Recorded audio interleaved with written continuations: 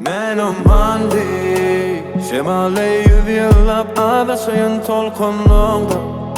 Sen tolkunluğda Ey men afmandi Aklından adaşan yali adaşıp bulutluğda Sen bulutluğda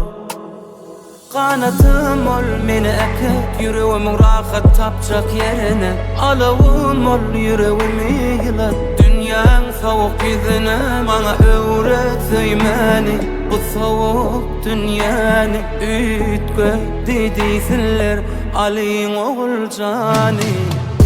Nur yüzlüm sendir karım Sada yüreğim hayran Teli yazılan insanım Söyle yüreğim firmani Nur yüzlüm sendir karım Sada yüreğim hayran Söyle ben akbalım Kalbimin sultanı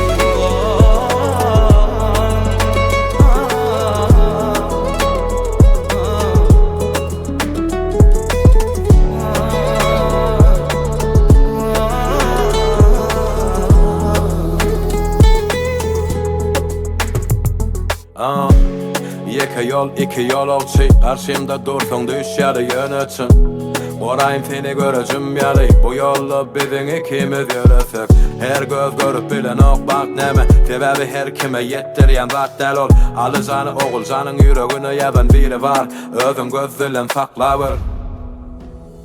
Kanatım ol meni ekip yüreğimin rahat tapacak yerine Alavım ol yüreğimi yılat Dünyan soğuk yüzüne bana öğret eymeni Bu soğuk dünyanı ütgö dediysinler Ali'in oğul cani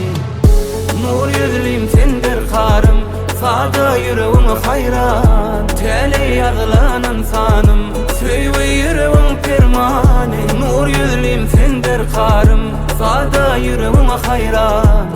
Söyle ben akbalım Kalbimin sultanı